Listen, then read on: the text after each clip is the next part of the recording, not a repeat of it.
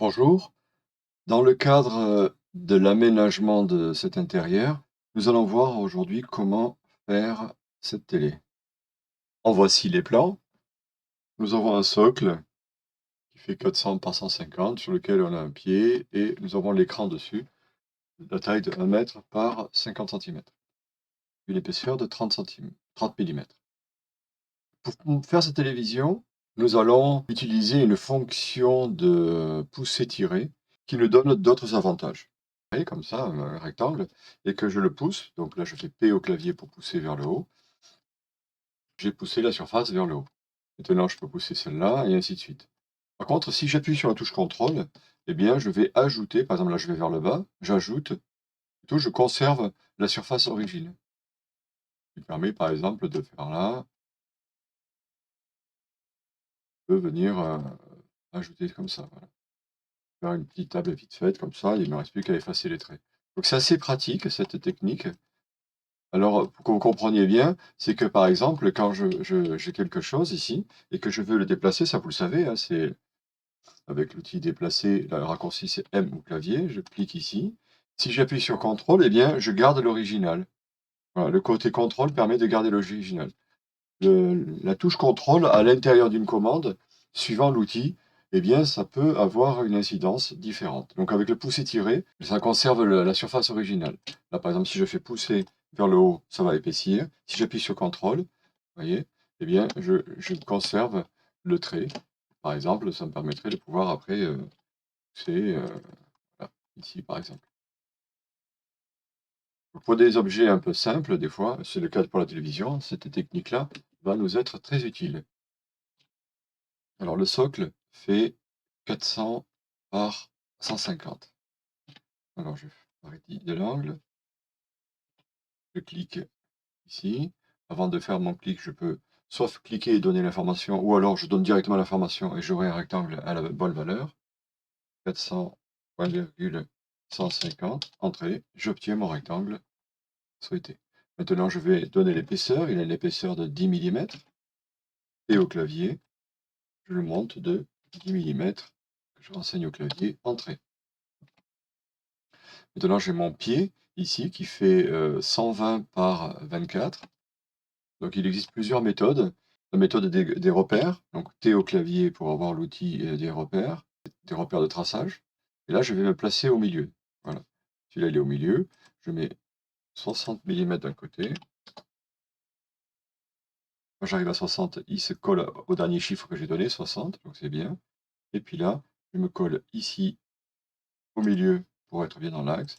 Et là, je décale de 12 millimètres. Et je fais pareil, hein. Je prends ici mes 12 millimètres. Donc ici, j'ai mon rectangle, j'ai mon traçage qui me permet de tracer mon pied. Je n'ai plus qu'à faire mon rectangle comme ceci, pour pouvoir pousser et donner la hauteur. Donc ça, c'est une méthode. Une autre méthode, alors je vais supprimer les guides, édition, supprimer les guides.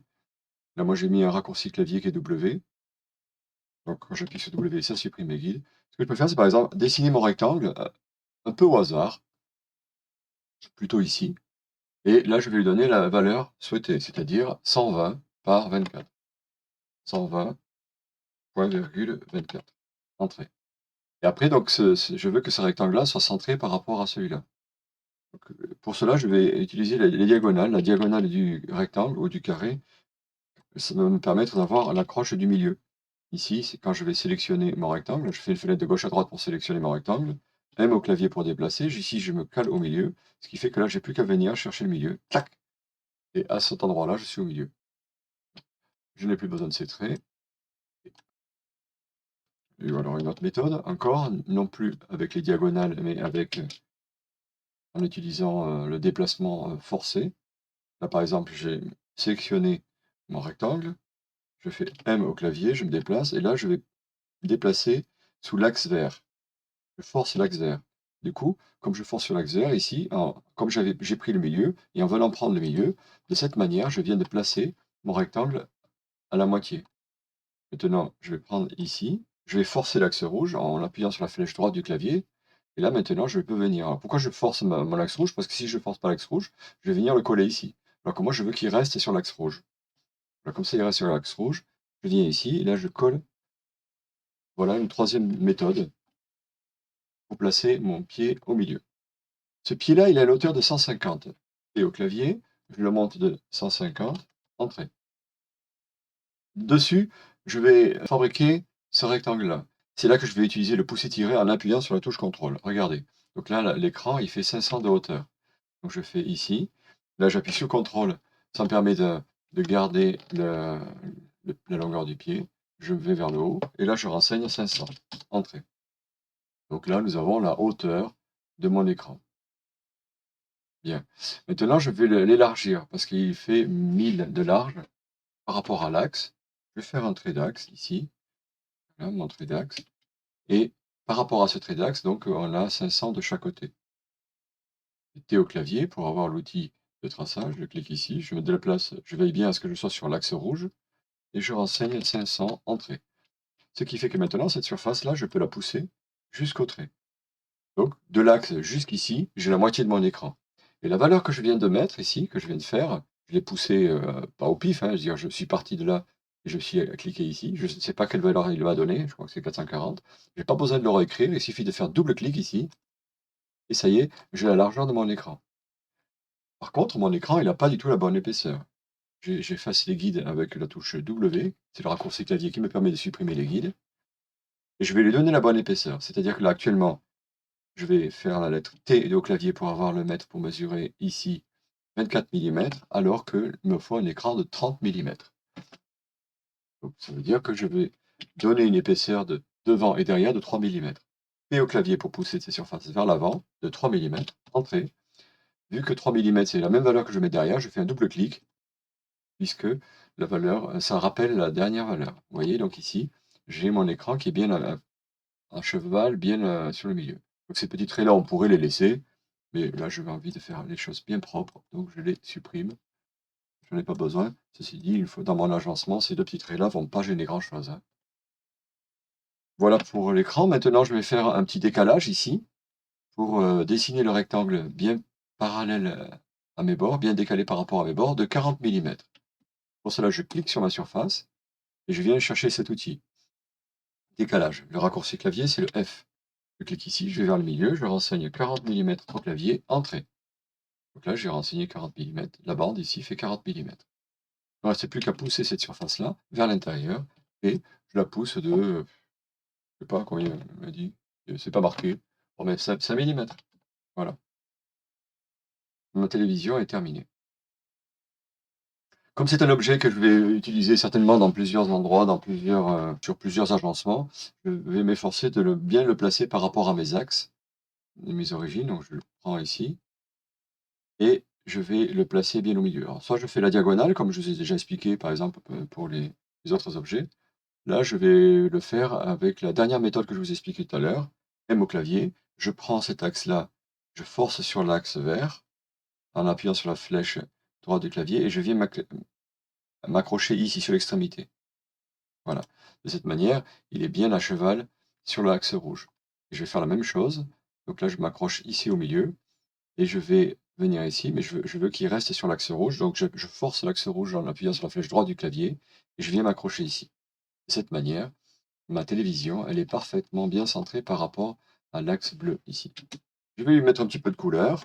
Pour avoir la boîte de dialogue pour mettre la couleur, c'est le B, la lettre B du clavier. Sinon, là, ici, dans la palette par défaut, il faut l'activer. C'est matière.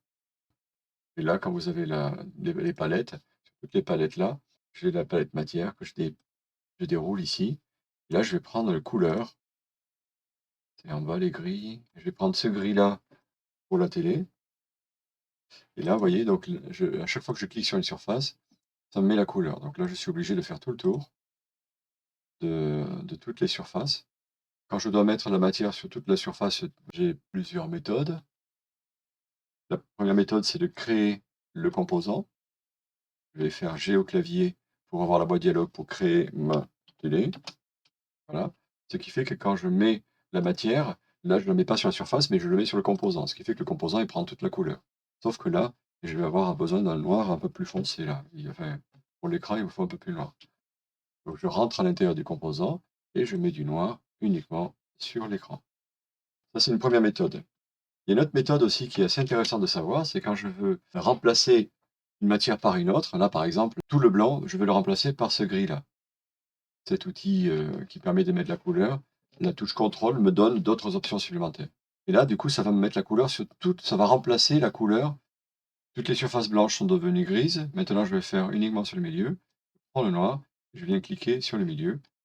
Par exemple, si, ma télévision, je la veux bleue, par exemple, ici, et je veux que tout le gris, tout ce gris-là devienne bleu, là, si je fais comme ça, ben, je suis bon pour faire surface par surface. Alors que si j'appuie sur la touche contrôle, tout le gris, c'est toute la même couleur devient bleu. Bon, pas très joli comme couleur. On va mettre celle-là, j'appuie sur la touche contrôle. Maintenant, j'ai mon composant que j'appelle TV. Voilà, plusieurs méthodes pour coller de la matière. Voilà, c'est terminé. J'espère que vous avez aimé, que vous allez correctement avancer dans votre apprentissage. À bientôt.